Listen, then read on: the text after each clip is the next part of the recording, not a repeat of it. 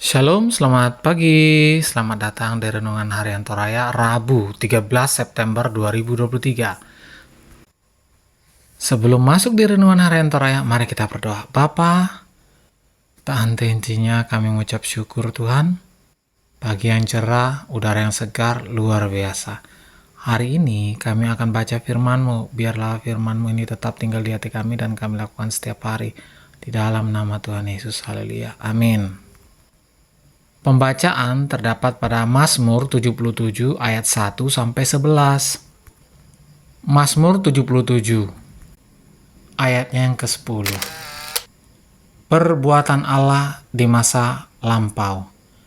Maka kataku, inilah yang menikam hatiku, bahwa tangan kanan yang maha tinggi berubah. Aku hendak mengingat perbuatan-perbuatan Tuhan. Ya, aku hendak mengingat keajaiban-keajaiban-Mu dari zaman purbakala. Amin firman Tuhan.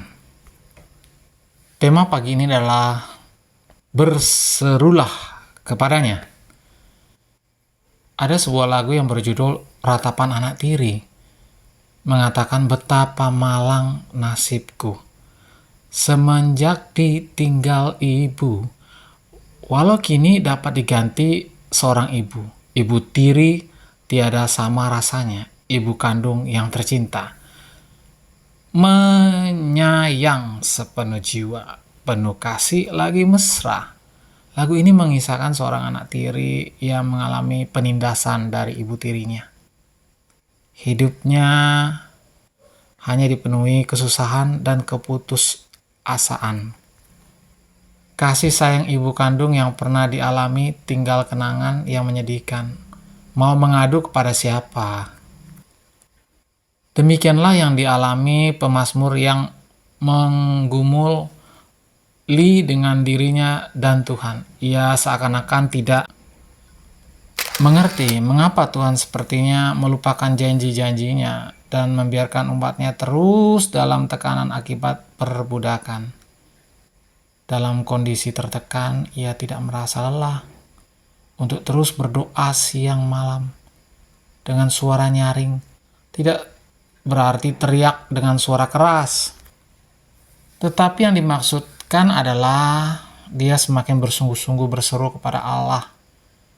Mendengarkan ayat yang kedua, pemazmur menyadari bahwa berdiam diri dan pasrah mapakapa sia mentalon terhadap keadaan tidak akan menolong. Mau melawan dengan kemampuan yang dimiliki sangat tidak mungkin dan bahkan akan menambah penderitaan. Adakah Tuhan berdiam diri karena Dia murka? Tidak.